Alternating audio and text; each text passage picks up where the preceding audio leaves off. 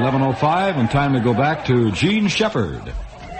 Oh, what a sad bunch of orgiasts. All you got to do is tell a crowd to make the sound of an orgy, and they go, whoopee. Oh, man, we're back at the limelight, and listen, it's summertime. It's nutty time. The heat lays out here on New York City like a fat lady, sitting on a camp bench at a picnic. The heat is just radiating out, laying out there, and don't you feel it in you? Out of context, out of personality, nuttiness, because of the heat. Have you ever one day sat down, and you're sweating and and it's dripping down, and all of a sudden, without any warning, you leap up, run right out through a plate glass window. Say, I'm going, all ya! And then all of a sudden you're out there and you stand, oh, wait, excuse me, friends. Just thinking of something else. Well, I don't think there is a man who is more controlled by rules, by regulations, and by an unspoken set of mores than a guy in the Army. Oh, boy, they're really there, And it's a peculiar thing. A lot of guys, when they get out of the Army, vaguely miss that. They miss it. Now, why do they miss it? Well, it's funny. It's hard to explain to women that a guy in the Army's got a lot of things going for him. But one thing, he's got the same suit as everybody else.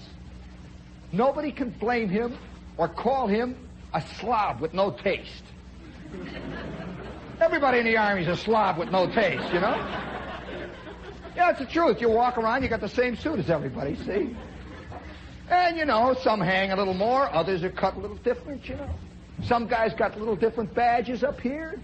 Other guys got different patches. But it's all essentially the same thing. And over the Army hangs this great umbrella of how you should be. And you learn very quickly in the Army. It's a whole series of things. It's very hard to explain why. But you learn quickly on all the little nuances of voice to use. You know that there are at least 26,000 cataloged methods, ways of saying yes, sir? And at least 15,000 of them are obscene. Oh, yeah, you say, yes, sir. Or you can say, yes, sir. There's that kind. Or you can say, yes, sir. He gives you a double take. There's that little moment. And it's as complex, believe me, it's as complex as an Oriental 4th century BC dance. The life in the Army. And all these little things, mean different things to guys in the Army. And so you see a PFC, that's just PFC, that's Charlie. You see a guy with 2 stripes, that's Charlie. You notice the slight difference in the name? You see a guy with 3 stripes, that's Sarge. And then there's a guy with 4 stripes, and that's Sergeant. And then there's the guy that's got stripes hanging all the way down the line. And that is that rotten you-know-what. You just say it, see, and all these little subtleties.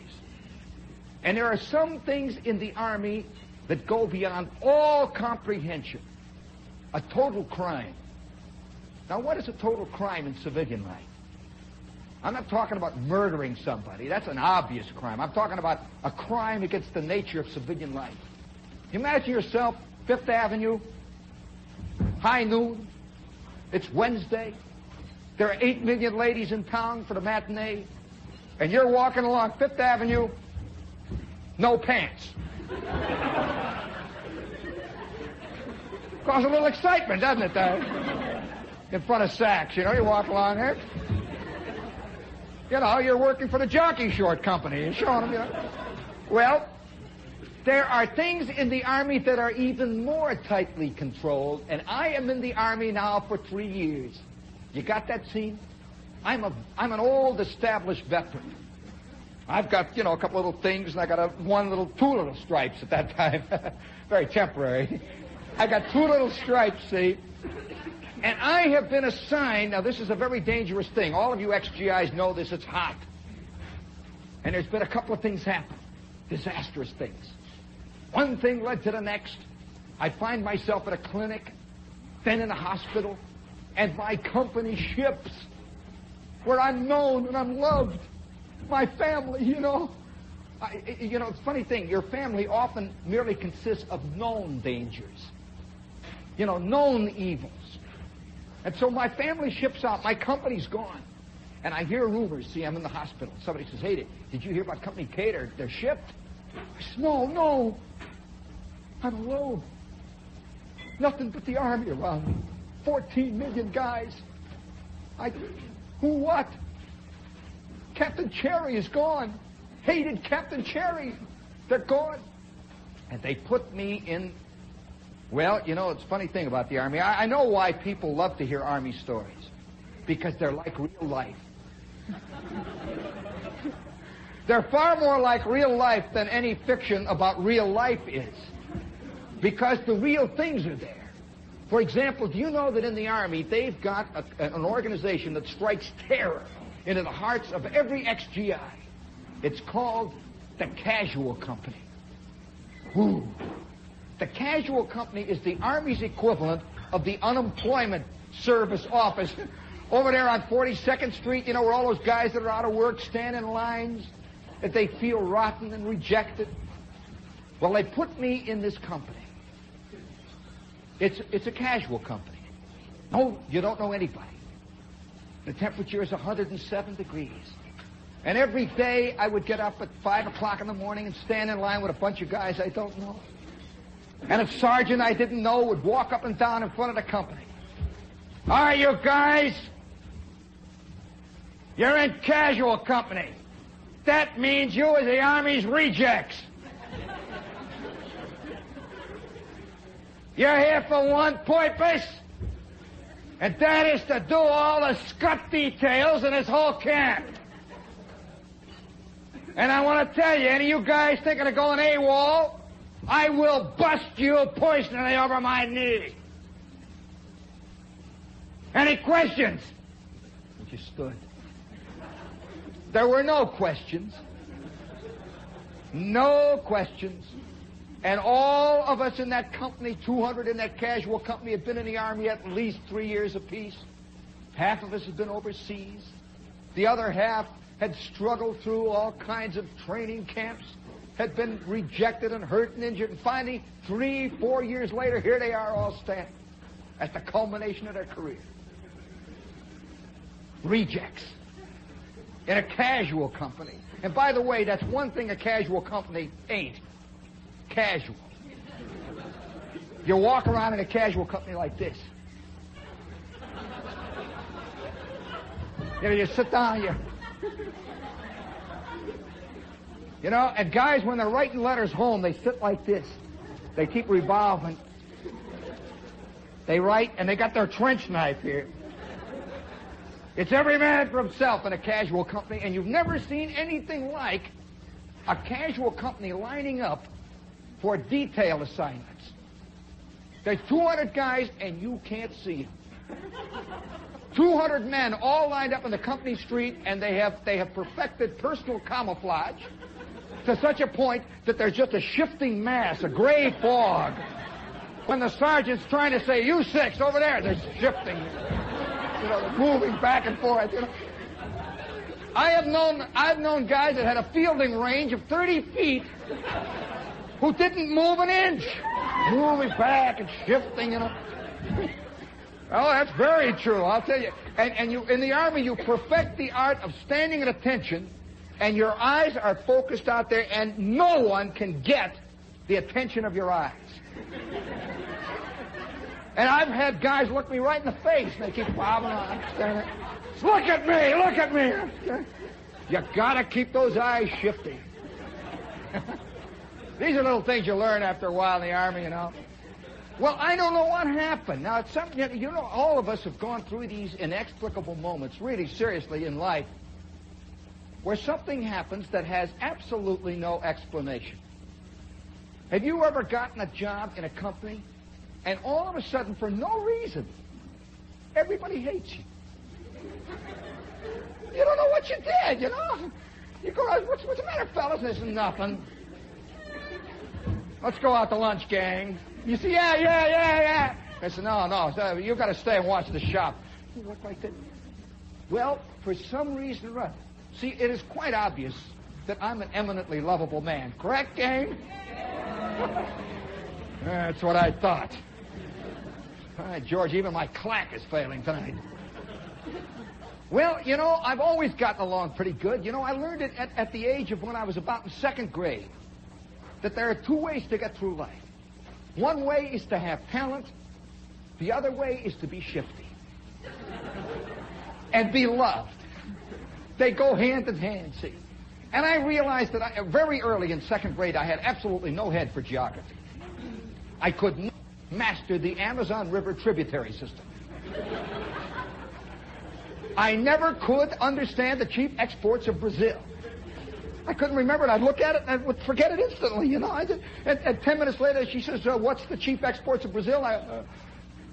Wrigley's gum. You know, something would come up on an orange. So I realized I am not smart, you know. Have you noticed that in today's world, there's no such thing as dumb kids? There's just underdeveloped kids. Underexploited, basically great minds. Well, I came out of the age when there were dumb kids. You're just dumb, you know, and you sit back and you're dumb. You know it, you begin to accept it, see? There are smart kids in the class, and then there's a great middle ground, and then there's the dumb kids. And that's me and Doppler and a couple of other guys, Flick and Schwartz, sitting back. We're the dumb kids, see? And you know, it's great. You have no idea what a fantastic feeling of tremendous achievement it is. To raise your hand, like, real quick, you know, it's been 3.5 months, your arm is stiff, you know, like that, see? And Miss Shields can't believe it. She says, all right, go ahead, you can go, Gene. I said, no, I know the answer. She expects only one thing when you put your hand up, you know. And she says, what? What is the answer? You say, the chief export of Argentina is cocoa and beef and hides. There's a moment. A pregnant moment. She says, who told you? She suspects Dawn Strickland next to you is feeding you, see? It's terrible to sit next to one of the smart kids. You grow up hearing nothing but the swish of a hand over your head. You're sitting there, you know, you got paralysis of the wrist, you know, you never raise. Well, at that age, you know, at second grade, you begin to learn that you can get her to love you by developing little crinkles around the eyes. She comes in the room, you go, you know, and she's up there with the eraser. She says, I'm going to erase this. She says, now, is there anybody out there who would like to show us how to do this multiplication by 7 now, please? Who would like to?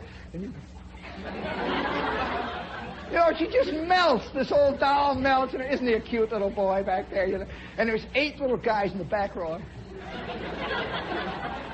These are all born PFCs.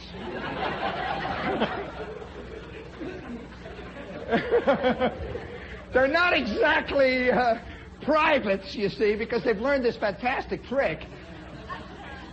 And they're never going to be an officer, obviously, you see. All they can hope is 1 or 2 little stripes that are thrown to them as a sop, just for being there, you know, seniority. Well, I also developed this other trick. Beautiful trick to learn. I developed it at the knee of Miss Shields, who was a tall, thin second-grade teacher. And her hair looked like it was Brillo pads, you know? That kind of lady. She had rimless glasses. Miss Shields, she was a great lady. Miss Bernice Shields. And even to this day, you know, every time I hear that name, Miss Bernice Shields, I kind of shiver. And she used to look down, and I developed the technique of the shifting eyeball. Yeah, it's very good for the eye muscles. And both of your eyes go back and forth, see? Try to get my eye here, see? I look right at you, see? It's very difficult, isn't it? see? My eyes just kept moving, and you never move your head, see? It's very good. And there is no rule in the Army that says your eyeballs have to stop. Keep your eyes front. Now, your eyes are pointing front, but your eyeballs can continue to go, see, like this. And the sergeant would walk back and forth in front of 200 guys whose eyeballs are spinning. This is a crowd of trained, hardened, grizzled, battle veterans who know where the real battle is, you know. It's on the details, see? It's shifting like that. Well, it was hot. Now, I can't explain this. I'm a technician at this point, you see, already, after 3 years. I'm a technician of getting sergeants to love me. And this is one of the things you learn in the Army. You get sergeants, you work on hoping to get sergeants to love you and officers to pity you. They're two separate things, see? And so I worked on this. You know, once in a while when Captain Cherry would come along, there's a way of holding your head, and he feels what hell he's been through. I am a captain. He is but a PFC. I should go easy on him. And he walks on. That doesn't work with first sergeants. Not a bit of it. You've got to work on love. You've got to somehow say, hey, Sarge, gee, I got a funny hobby, Sarge. It embarrasses me. I got this hobby. You know, don't get a chance much to do my hobby in the Army. Got a funny hobby, Sarge. He says, what is your hobby? He's ready, see. So, well, it's hard to explain, but my hobby is Simonizing cars. And I see your car out there, Sarge, and I don't want to embarrass you or anything, but I just thought I'd like to, you know, go out in a couple hours I got off. I'd like to Simonize your Chevy. Want to keep the wrist in, you know. There's a lot of wrist action works in there, and I don't want you to think I'm sucking around or anything like that. It's my hobby, you know. Well, after I find it works, you see, the sergeant loves you. He loves you. Well, I don't know. See, I'm 3 years in the Army. I've been working this pretty good, you know, all these things, and I've got a way of looking at a guy with stripes that say, you know, there's a way you can get into your eye. It says, I admire a man of achievement. And you look at the stripes. Up and down like that. You know, some guys got stripes all the way up and down the other side, you know, down the feet and up around. And just look. There's a way of looking with admiration. See, this first sergeant's walking around. He's got a pot hanging around. He walks around like this. We had a guy, you know, I see the frug. And I can remember Sergeant Kowalski. He was doing that years ago. That's the way he walked, you know. He'd walk around. He's got the thing going like this. There's a certain arrogance, too, that develops in sergeants because they can go in the mess hall when everything is dark and the cooks bring out these fantastic steaks for them. All first sergeants are carnivores. Oh, yeah, we used to... I remember one of the moments you were walking past. These are the moments in the Army you never see in movies. But it's the PFCs and the corporals are all out after reveille, see, after supper. And they've got nothing to do. They're just walking around. And they're in the middle of nowhere. They're maybe 17 million miles from civilization. And all you can hear is the sound of a truck, a weapons carrier going by. And you hear a couple of radios. You just walk around. And you're dressed up, by the way. You always dress up for a retreat. This is when they bring the flag down. You know, it's funny. Have you ever seen them take the flag down in front of the Sperry Rand building? They got a big flagpole there. The other day I saw 3 guys instinctively walking past Life Building. They're bringing a flag. 3 guys went around like this. Old PFCs, you know, instinctively they're at attention, see, waiting there. And they're waiting for the chow call. Well, I'm standing around, see, walking around at night. This is a moment you never see in the Army. Everybody's been eating at the mess hall. Now, I don't know whether you know what real Army food is like as opposed to the jokes about Army food. Army food is not the way they say it is. It's worse. It really is. It doesn't taste bad. It just doesn't taste good. No, you can't eat it. That's the trouble with it. You can eat it, and nothing happens. Just eat it and eat it. You got your bulge, and that's it. You walk out, you know. Then somebody immediately says, let's go down to PX, get something to eat. You've already put away 9 million calories, but nothing happens. You know, it's totally tasteless. It's a fascinating kind of food, see? And it's completely varied. They'll have, for example, one of the big things in the Army is beets. They're cabbage flavored. Then they have cabbage that's carrot flavored. Then they have carrots that's French toast flavored. And then they'll bring out fish. You know, have you ever had fish in the Army? That's a fantastic experience. One end is a cinder, and the other end's flopping. You know, and you hold it, you know, and it jumps like that. Oh, yeah, I've had chickens clucked right in front of me, and all the while they're crying because one leg's been cooked. So you can't say you don't get good food in the Army. I guess it's a special technique that they have, you know. So after a while, after 3 years in the Army, you know, you don't even think of eating. You just go down there and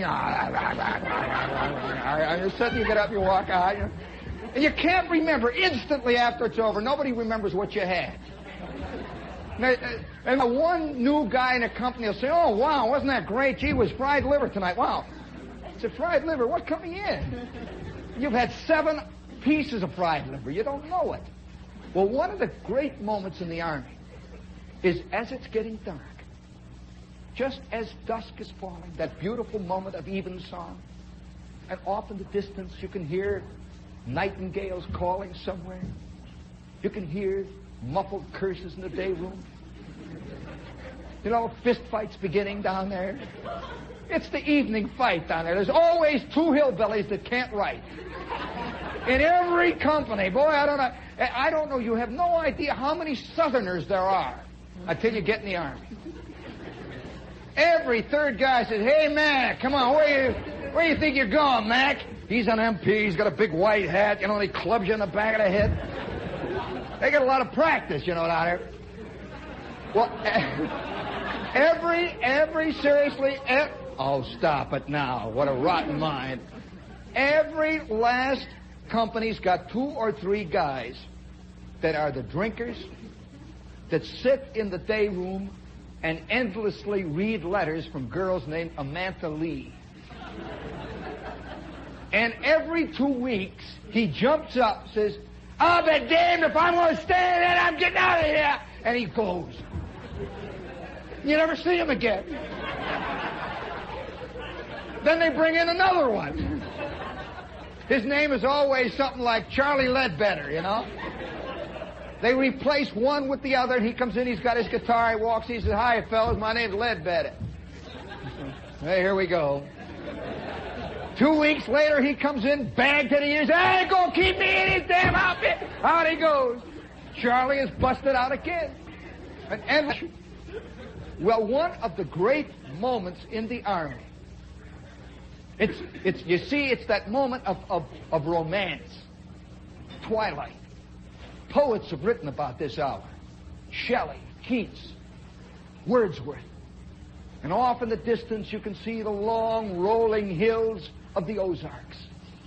And off to the right you can smell the Missouri swamps. And you can hear the birds and the owls. And you can hear the sound of PFC's feet moving back and forth in the company street, trying to decide whether or not to go down to the PX or whether to go to the club. You ever been in a club in the middle of the Ozarks? A service club? Well, you'd understand a lot of the headlines that are going on now if you had. It's a very special kind of place, I'll tell you. I'll never forget one time going into a hamburger stand. Me and Gasser. We're in this little southern town. We have been on maneuvers for about 6 weeks. Do you know what a maneuver is? A maneuver is really a war, only in some ways worse. It really is, you know. You're laying in the mud hour after hour, mosquitoes, and it's hot and it's steamy. And you just feel rotten and crummy, and they keep hollering at you, all right, all you guys over there on hill number 5, you're dead. They're warming you up, you know. So what do you mean dead? They say, well, you just been air raided. 17 pounds of napalm just got you in the back of the neck. Come on down, you're dead. Okay. One night, we got off, Gasser and I, in the middle of this fantastic maneuver that was being held in the Louisiana swamps. Alligators everywhere. And we get into this tiny town, and we are ravenous, fantastically hungry. We've been living on C rations and K rations, which means, it's hard to explain K rations, that it's difficult, you know. Even in K rations, you want to know about K rations? Even in K rations, there's excitement. You'd open up that brown box, they all look the same. It's the Cracker Jack box syndrome. You know that excitement of opening a Cracker Jack box and you never know what your prize is? Well, you'd open up the K-ration box and you never knew what obscenity you were going to eat tonight. And it came in cans. There was cheese and bacon. And then there was petrified eggs. And then there was ham, goose grease, and shoe leather pemmican. And it came in the cans. And there'd be little excitements when you'd open up the can and you wouldn't know what you're going to get for tonight, see? Well, Gasser and I are in this little town. Now, this is the South. I'll always remember this. This is the town. It's about 1,500 people. I don't want to be unfair to the South, but this is exactly what happened. And we weigh about 43 pounds now. Both Gasser and I, hallowed, you know, our eyes are hollow, staring out of our skulls. Our skin we've been under the sun now for 6 straight weeks, and our skin is red, beet red. We've got heat rash that runs all the way down up here. It comes out of the top of the head, you know. And our uniforms hung on us like, you know, we'd lost about 5 sizes. And here is a diner. We're in town 2.5 minutes. We get out of the bus. We walk along the street, and here's one of those diners, you know, a typical Jersey-type diner. You know, the stainless steel diner front, that whole... Only in America do you find diners. And here's the stainless steel diner. It's like home.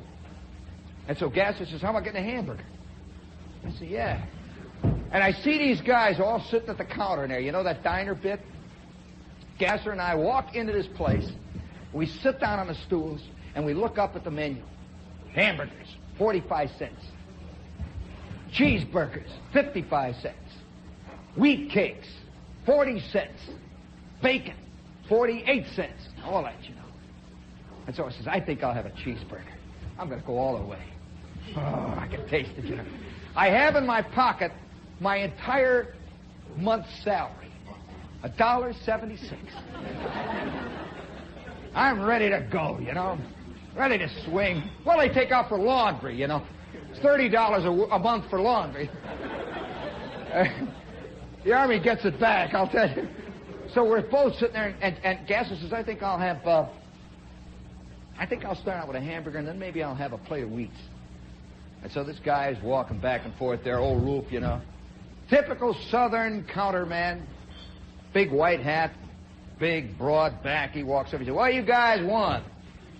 What do you fellas want, huh? I said, well, a cheeseburger. He's okay.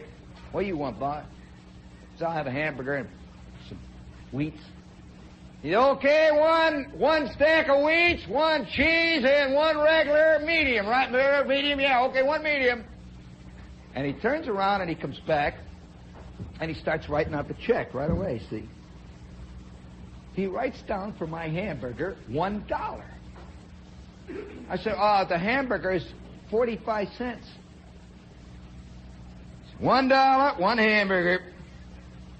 I said, but it's 45 cents. It says up there on the thing. 1 hamburger, $1, take it or leave it. You want that hamburger? And both of us got up and walked out into the ambient, soft southern air. It seems that there were 2 prices. There was 1 price for people and another price for EM, enlisted men. Well, ever since that time, you know, I had this vague feeling of hunger, always hunger. And one of the great, beautiful moments in the Army is at 9 o'clock at night when it's beginning to get dark and the fireflies are lighting up the horizon. And you can smell somewhere off in the distance the cottonwood trees. And you walk past the mess hall. And there is an aroma that is unmistakable. It's the first sergeant, the exec, the master sergeant, and 2 staff sergeants sitting down to 4-pound T-bone steaks. Oh, it's inspiring. And I can remember Gasser, me, and all the guys from Company K just walking around the mess hall at night sniffing. And this would make a great moment in the Army and incidentally in a movie about the Army. Guys going to smell steaks. So now you got the picture. Oh, by the way, speaking of the hierarchy, and speaking of greasy mess halls, what radio station is this? AM and FM, New York. Well, all right, you got the picture, see? It's hot. It's summertime. Shep is an old vet. He's got his uniform so long now, I'm on my 3rd set of suntans already. All cut down, you know, and I've had, you can see these places where I've had 3 different sets of stripes taken off and put back on, you know. You can see the little holes there, you know, 14 different kinds of patches. You can see the thing up here where the ribbons have been stolen and torn and put back on again, you know. And I'm standing in this company. Now, I cannot explain it. It was the only time it's happened to me ever, really, and certainly the only time in the Army. This first sergeant, whom I had never seen in my life, took a fantastic dislike to me. He hated me. I can't understand why. I don't even see him. You know, I'm moving back. I'm 8 guys in front of me all the time. And he would take roll.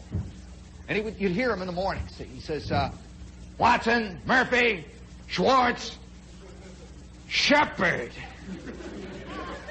Is that? I can't use the phrase on the radio. You remember what Truman once said? Oh, you remember that great Truman phrase that he applied to a music critic in Washington? 3 simple letters. He says, is that blankety blank blank here? I'd say, yeah. There'd be a pause, and he'd move over to the right a little, and he'd look at me. He'd say, yeah? And he would go on. What have I done? What have I done? And every morning it would build up. It built up. It built up day after day after day. And I'm knocking myself out. I'm in the grease trap every day, shoveling and stuff, you know. I've plucked more chickens than they had in the whole state of Rhode Island. I cleaned out mess halls. I combed brushes. I remember one morning I spent the entire morning with 2 other GIs on the roof of a latrine, washing it down with little pads, cleaning it. I'm doing everything to get loved. But every morning it's building up. And then came the fatal day. This is what heat will do to you. 3 years in the Army. Remember that. I have a clean slate. I've been busted. I've been re-promoted, you know. I've been like everybody else in the Army. I've been a couple of years overseas and back again. I've kept my nose clean. And my only desire is to stay out of trouble. Just stay out of trouble. That's your chief thing in the Army. Stay out of trouble, salute anything that moves. Salute almost everything that doesn't move. Holler, yes, sir, every 15 seconds. You keep your nose clean. The old Shep's working at that. But every morning in the morning it would come. And you know, the morning is the most vulnerable time for people. You know, they wake up, it's 5 o'clock in the morning, you're naked. You're just that ordinary klutz that you were born for about, I'd say about 10 minutes. And you begin to pull your real you around you, you know. You gird your loins for the day ahead. I can imagine LBJ waking up. It's up and it's 7 o'clock in the morning. He's just waking up, and all of a sudden he's a skinny guy working in a little rotten school in Texas. He wakes up, you know, and for about 10 minutes he has to get it organized. All of a sudden he's there in front of his mirror and he says, I'm president. I'm president. And that's when the day starts. Well, unfortunately in the Army they call roll 5 minutes after you wake up. And so all these naked men are standing there, wearing nothing but raincoats, GI helmets, you know, and the temperature is 140 degrees, and you can smell the French toast that they're fixing for your breakfast down there at the old mess hall. They're frying it in kerosene. Yeah, you smell that. You know, it's all there, part of it. We're all standing there at attention. And he says, "Shepherd, you're here, huh?" I said, "Yeah." It's beginning to build. Well, one Saturday, there's only one thing you can hope for when you're in a situation like that. And that's that blessed moment when you're given your pass and you can split out of it. You can go and run, and for 48 hours, you're a people. For 48 hours, you can stand there in a USO, you know, and pretend like you're this great guy, you know, you're a person. And you eat the donuts, and you talk to the chicks, and you have dates. And you walk around under the sky, and you can go any direction you want. You can turn right or left. You can slump. You'd be surprised how great it is to slump, you know. I know a lot of guys that just slump out of principle now, you know. They walk around, you know, because they left it. Because all the time you're in the Army, they keep hollering, "Pull that gut in!" Imagine what would happen tomorrow at BBD, you know. If somebody hollered, "All you guys in the copy department, pull your guts in!" Well, instantly you would revert to form. 18 guys would, you know, snap to like that until they forgot. Well, it's that kind of world. And it is now Friday. I have a date. I have made contact. You know what I mean, man? And I've got this date. And we're going to go down to Atlantic City to the beach. And I can hardly wait. You don't realize what swimming means when you have been on the ashes detail for 5 straight days down at the mess hall. You can't believe it. It's unbelievable. It must be where Ahab came from. You imagine it, you know. You can see yourself with an inner tube, you know, floating around and hollering and eating ice cream cones. And it's Friday night. And I am fixing up tomorrow morning's uniform. I'm going to wear at the inspection. We had 2 uniforms. One was your dirty one. That was the one that you wore when you're out marching. The other is the one you just got back from the cleaners. And you protected it. Man, how many of you can remember the fantastic feeling, which is one of the rare true thrills, pleasures in the Army, of putting on a fresh, crisp pair of suntans? It's a great feeling. They smell like soap and starch. You've just taken a shower. You've shaved. That crisp, that crease that runs down. And you feel great for that 30 seconds till it begins to wilt. You can almost feel it going, ugh, ugh. And you can hear the crack of the starch as it's limping down. But for that few brief moments, you're fantastic. Well, here I am. It's Friday night. See, and I've got my uniform that I'm going to wear tomorrow on the date. I've got my DOP kit out. I'm going through all the stuff that I'm going to take away for the 2 days. You know, I've got my shaving stuff. I've got my swimming trunks, which I bought at the PX. Signal Corps flags, you know. I got my swimming trunks, and I've got my toothbrush. I'm checking everything. And, of course, this is a casual company. No friends. You don't sit there in the barracks and talk about the old days. And I'm fixing everything up, thinking about this. The next morning dawns bright and clear. It is Saturday. And exactly at 1 o'clock, I am due to get my pass. To get out of this hell of this company. I'm standing there in attention. And we go out and have this big parade. A great big regimental parade. With the flags flying. Everybody's marching and the band's playing Semper Fidelis. And we're out there and there's a general standing up there looking at you. That's a funny feeling. Have you ever seen these newsreels of all these guys marching, you know, with a gun? You know that thing you see? It's a strange feeling being one of them. Marching with this gun. This general's looking down. Flags flying. And now it's all over. It's 12 noon. I split back to the barracks. I put on my beautiful, clean, new suntans. I go down to the latrine. I'm shaving. Oh, man. When in comes this guy. A guy from my company. He walks up to me and says, "Hey, Shep, I says, what? You know, I'm thinking of this chick. Oh, well, 20 minutes I'm going to be out of this hellhole. Holy smokes, the hot water is coming, you know, I'm in there. He says, hey, Shep. I says, what? He says, what'd you do? I says, what do you mean, what'd I do? Nothing, I'm here. I mean, nothing. He said, they just yanked your pass. Ah! Blood squirts out. I said, what do you mean, yank my pass? I was just down to the orderly room, and somebody came in and says, yank Shepard's pass. It was a first sergeant, I think. I said, yank my pass. And immediately my mind raced. Oh, it's a case of mistaken identity. Must be. My nose is not only clean, I have cleaned 4 million chickens to keep it clean, you know? I've done it all this week. I've marched. I've been flat-chested, flat-stomached, everything, you know? Yes, sir, and all. I said, I'll play it cool. You know that first feeling? I'll pretend it doesn't happen. It hasn't happened. So I get all dressed up. I put my hat on, you know, that snotty angle. Pull it down. Got my shiny belt on. Check.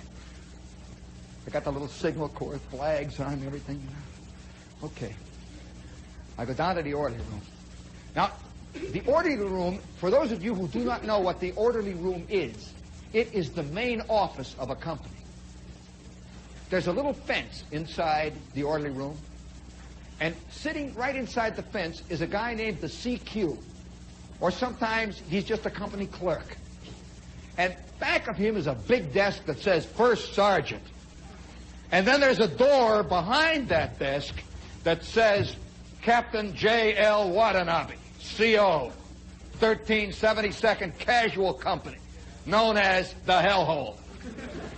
You know, there's that thing. See, that's the way the orderly room works. And the guy that gives you the pass is that corporal sitting just inside the gate. So I come swinging in. So give me my pass. Shepard, 160989446. He said, oh, Shepard, yeah. Shepard, yeah, your pass is yanked. I'm sorry, no pass this week. It's true. And there were 10 guys behind me waiting for their pass. And there's that, you can almost feel them breathing, you know. All of a sudden, you know that feeling of moving away from a leper?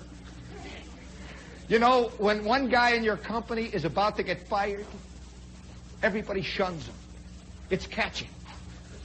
You know, rottenness is catching. Trouble is catching. So immediately all these guys are drifting around. You know, nobody looks at me. They're saying, Watson, 1470986. Okay, yeah. I'm standing there. I said, wait a minute, Corporal, just a minute. Ooh, the temperature was 900 degrees. It's getting hotter. And I said, wait a minute, Corporal, I want my pass. What do you mean yank my pass? I'm sorry, Mac. And just then, out of the office door comes this little first sergeant. Green sunglasses. He looks like a Luftwaffe second lieutenant. You know that kind of first sergeant, you know, big green sun. He wore them when he was asleep, you know. He wore them in the rain. He wore them in the dark. He had these big green sunglasses, and he comes popping out of there, and he says, yeah, Shepard, your pass is yanked. He just stood there. And the entire orderly room hung like an atom bomb. Nobody wanted to say anything. All just stood there. Guys are sort of walking, you know, their eyes are going around. Your pass is yanked. And I don't know what made me do it. It was the heat. I said, why?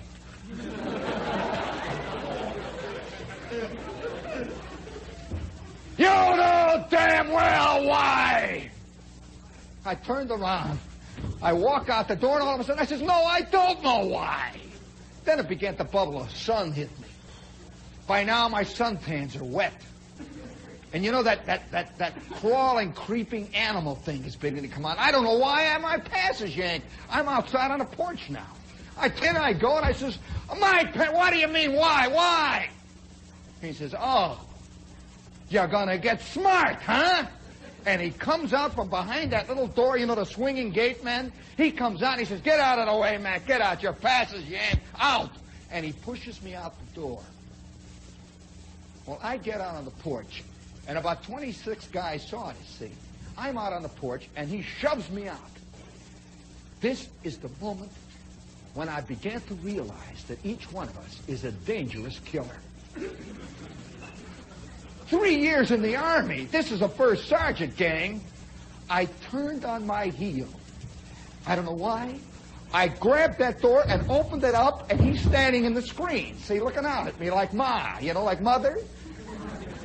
He's got, nothing but hate, malevolent hate. He said, you know why your pass is yanked? Don't give me that jazz. And I reach in, and I grab him. I said, did you shove me out of this door? He said, yeah. I said, you did, huh? He said, yeah. We stood face to face. This is a masculine confrontation. And then suddenly he goes, get out of here, get out of the way, and he shoves me. I go staggering down. And instantly I am up. You have no idea what you're capable of, man. Instantly I'm up. I go up those stairs, over the porch, open the door. I grab that guy by the collar, and a second later we are rolling down the stairs, slugging it out. Madness! We're slugging it out, rolling in the dirt, and instantly, of course, the word spread all over the regiment. Shepard is beating the you-know-what out of Kowalski. They can't believe it, you know. Boom! And the next thing I know, and he's only about 5'4". He's one of these little angry men. Well, I've got to point out that I am at the peak of my career. It's been 3 years, you know. And I have been through the desert sun and the heat, and I am solid whip steel.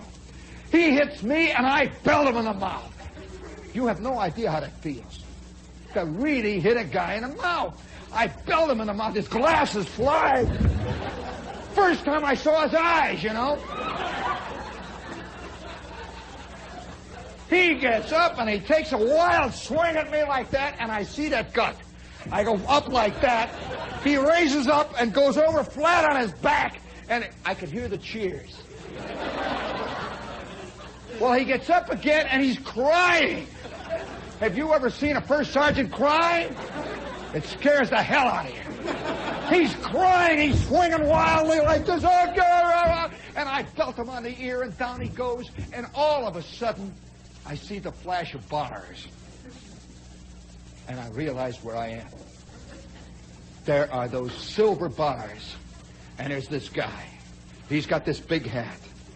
He's got this great big eagle up there. And he says, get up, both of you. Attention! All right, all you guys back to your barracks. All right, get back to your barracks. Get up, Sergeant. I'm standing there. There's Sergeant Kowalski getting up, his busted glasses. His ear is like a cantaloupe. He's crying. And he says, all right, let's go. Oh, God. Have you ever had that feeling? Has anybody in a big blue uniform ever come up and put his hand on your shoulder and says, okay, come on. It's all over. Let's go. Let's go, Lefty. Well, you know, we all have a secret feeling that any minute now we're going to get caught anyway. And so there I am walking behind this first lieutenant. He is the battalion adjutant. This is headquarters. And behind me I can hear the sergeant coming along, and he's mumbling, he's swearing, he's crying. And the sun is hanging down over me. The temperature is 110 degrees. Somewhere people were swimming. Somewhere girls were waiting in Atlantic City. Somewhere donuts were being prepared. And I could see GIs all dressed up and clean.